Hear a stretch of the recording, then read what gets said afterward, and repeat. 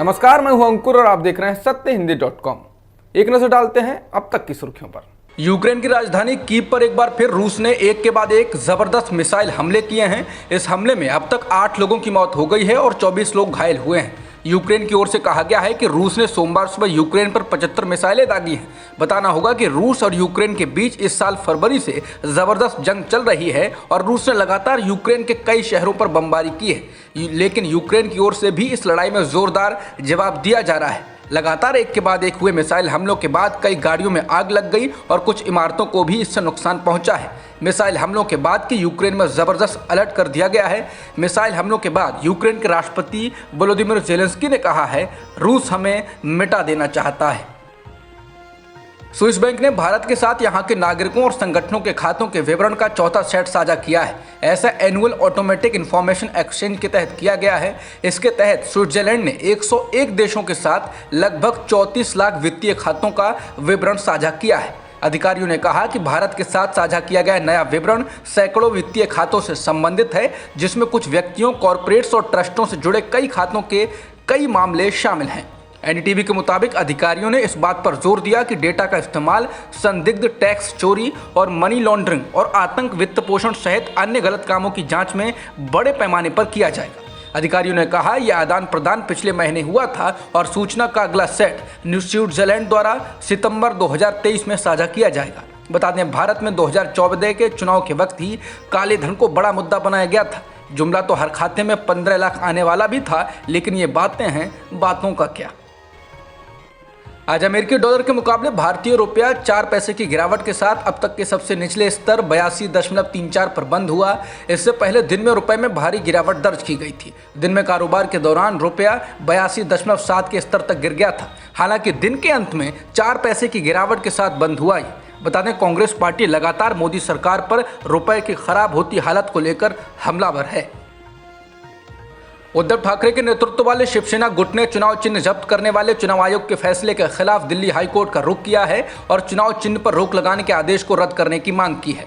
ठाकरे द्वारा दायर याचिका में चुनाव आयोग के 8 अक्टूबर के आदेश को चुनौती दी गई है, जिसमें शिंदे गुट और ठाकरे गुट को शिवसेना का चुनाव चिन्ह इस्तेमाल करने पर रोक लगा दी गई थी। याचिका में चुनाव आयोग और महाराष्ट्र के मुख्यमंत्री एकनाथ शिंदे को पक्षकार बनाया गया है। चुनाव आयोग के द्वारा शिवसेना का चुनाव चिन्ह धनुष बाण जब्त करने को लेकर शिवसेना ने अपने मुखपत्र सामना में कहा कि महाराष्ट्र पर वज्रपात गिरे और सब कुछ क्षणों में नष्ट हो जाए, ऐसा क्रूर निर्णय चुनाव आयोग ने शिवसेना के मामले में दिया है। शिवसेना ने मुखपत्र में लिखा है कि गद्दार शिंदे गुट ने आपत्ति जताई, इसलिए हिंदू हृदय सम्राट शिवसेना प्रमुख बाला साहेब ठाकरे द्वारा स्थापित की गई शिवसेना का नामो निशान खत्म करने की अघोरी कोशिश की गई है। मुखपत्र में कहा गया है कि चुनाव आयोग ने ऐसा निर्णय देकर महाराष्ट्र के जीवन में घना अंधेरा ला दिया है। यही नहीं, उद्धव गुट के मुखपत्र में कहा गया है कि आज उस शिवसेना का अस्तित्व खत्म करने के लिए इसी महाराष्ट्र की मिट्टी से एकनाथ शिंदे और उनके 40 उचक्के दिल्ली के गुलाम बन गए हैं। उन्होंने महाराष्ट्र के मामले में सुपारीबाज की भूमिका अपनाई। शिंदे और इनके 40 बेईमानों का नाम महाराष्ट्र के इतिहास में काली स्याही से लिखा जाएगा। सामना में एकनाथ शिंदे को सुपारीबाज के साथ ही दुष्ट भी कहा गया। सामना में लिखा कि पिछले 56 वर्षों में देश के किसी भी दुष्ट राजनेता से जो नहीं हो सका, वो एकनाथ शिंदे नामक सुपारीबाज ने कर दिखाया। पश्चिम बंगाल के मोमिनपुर इलाके में 2 समुदायों के बीच झड़प के कारण सांप्रदायिक तनाव हो गया और मयूरभंज इलाके में कई घरों और कारों में तोड़फोड़ की गई और आगजनी भी की गई। पूरे इलाके में तनाव की स्थिति बनी हुई है और भारी संख्या में पुलिस बल तैनात किए गए हैं। वहीं इस हिंसा को लेकर बंगाल विधानसभा में विपक्ष के नेता शुभेंदु अधिकारी ने केंद्रीय गृह मंत्री अमित शाह को पत्र लिखा है। उन्होंने अमित शाह से पश्चिम बंगाल में केंद्रीय बलों की तैनाती की मांग की है। जानकारी के अनुसार मिलादुन नबी के मौके पर मोमिनपुर के इकबालपुर में अचानक 2 समुदायों के बीच स्थिति तनावपूर्ण हो गई और इसके बाद ये हिंसा में बदल गई। बेकाबू भीड़ ने सड़क पर खड़े वाहनों के अलावा आसपास की दुकानों में भी तोड़फोड़ की।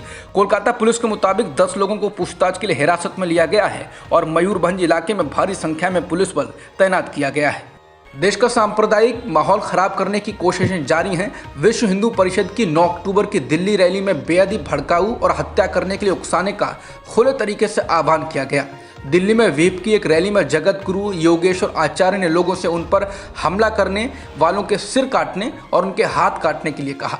कथित आचार्य ने कहा, यदि जरूरी हो तो उनके हाथ काट दो, उनका सिर काट दो, ज्यादा से ज्यादा जेल जाओगे, लेकिन इन तत्वों को सबक सिखाने का समय आ गया है। इन लोगों को चुन चुन के मारो। एक अन्य वक्ता महंत नवल किशोर दास ने लोगों से लाइसेंस के साथ या बिना लाइसेंस के बंदूकें लेने के लिए कहा। उन्होंने कहा कि अगर हम सब एकजुट होंगे तो दिल्ली पुलिस आयुक्त भी हमें चाय की पेशकश करेंगे और हमें वो करने देंगे जो हम चाहते हैं। वहीं इन वक्ताओं की कही गई बातों का बचाव करते हुए विहिप प्रवक्ता विनोद बंसल ने कहा, यह जन आक्रोश रैली थी और संदेश जिहादी तत्वों के प्रति था, ना कि किसी समुदाय के प्रति। लोग गुस्से में हैं, उनका मतलब ये था कि जरूरत पड़ने पर वो जिहादी तत्वों के खिलाफ आत्मरक्षा में सामने आ सकते हैं।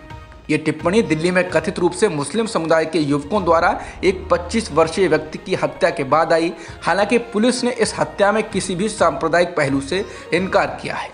पुलिस ने कहा कि पीड़ित मनीष पर 2 लोगों के खिलाफ अपना मामला वापस लेने का दबाव बनाया जा रहा था, जिन्होंने 1 साल पहले उसका फोन छीन लिया था। मना करने पर उस पर हमला कर दिया। पुलिस को शक है कि हत्यारे मोबाइल स्नैचर्स के दोस्त हैं। पश्चिमी दिल्ली के सांसद प्रवेश वर्मा ने एक समुदाय का आर्थिक बहिष्कार करने का आह्वान कर विवाद खड़ा कर दिया। उन्होंने विराट हिंदू महासभा में कहा कि इनकी तबीयत ठीक करनी है तो उसका इलाज है, इनका पूरी तरह से बहिष्कार किया जाए। उन्होंने जनता से कहा कि वो इन लोगों की दुकानों से कोई सामान ना खरीदें और ना इनको किसी भी प्रकार की मजदूरी दें। सोशल मीडिया पर इस कार्यक्रम के वीडियो वायरल हो रहे हैं, जिनमें भीड़ वर्मा की बातों को दोहराती हुई सुनाई पड़ रही है। प्रवेश वर्मा से जब इस बारे में पूछा गया तो उन्होंने कहा कि उन्होंने किसी समुदाय विशेष का जिक्र नहीं किया।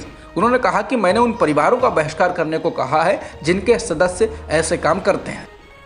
दिग्गज समाजवादी नेता और उत्तर प्रदेश के पूर्व मुख्यमंत्री मुलायम सिंह यादव के निधन के बाद देश भर में शोक की लहर है।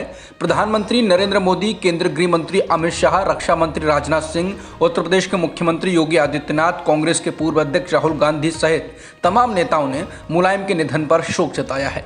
प्रधानमंत्री नरेंद्र मोदी ने ट्वीट कर कहा है कि मुलायम सिंह के निधन से उन्हें बहुत दुख पहुंचा है। प्रधानमंत्री ने कहा कि देश में लगे आपातकाल के दौरान मुलायम लोकतंत्र के सबसे अहम योद्धा थे और रक्षा मंत्री रहते हुए उन्होंने भारत को मजबूत बनाने के लिए काम किया। गृह मंत्री अमित शाह ने कहा कि मुलायम सिंह यादव को जमीन से जुड़े जन नेता के रूप में हमेशा याद किया जाएगा।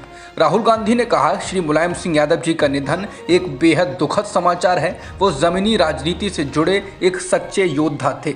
वहीं उत्तर प्रदेश के मुख्यमंत्री योगी आदित्यनाथ ने ट्वीट कर कहा कि मुलायम सिंह यादव के निधन पर उत्तर प्रदेश सरकार 3 दिन के राजकीय शोक की घोषणा करती है और उनका अंतिम संस्कार पूरे राजकीय सम्मान के साथ किया जाएगा। मुख्यमंत्री ने कहा कि मुलायम के निधन से समाजवाद के एक प्रमुख स्तंभ और एक संघर्षशील युग का अंत हुआ है।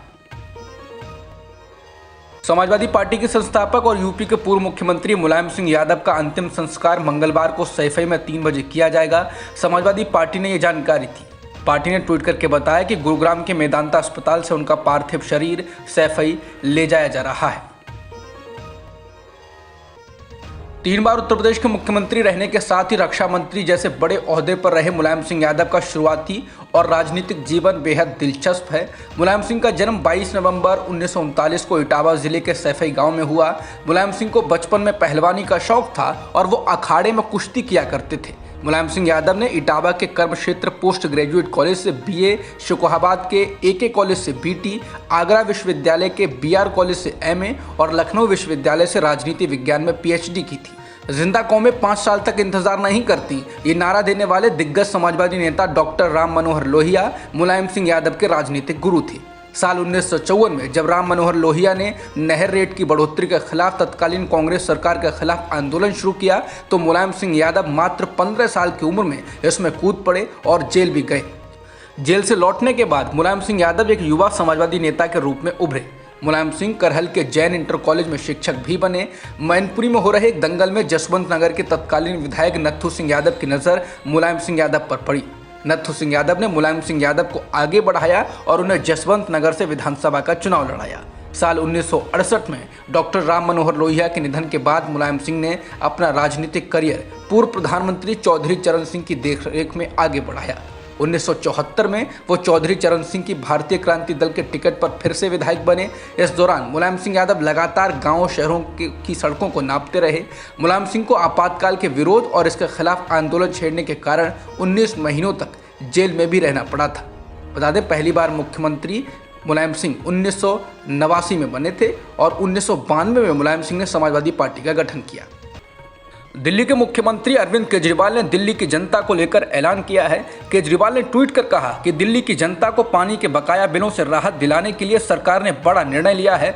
पानी के बकाया बिलों पर लगने वाली लेट फीस 31 दिसंबर 2022 तक के लिए 100% माफ रहेगी। केजरीवाल ने कहा कि आप बिना लेट फीस की चिंता किए अपने पुराने बकाया बिल भर सकते हैं।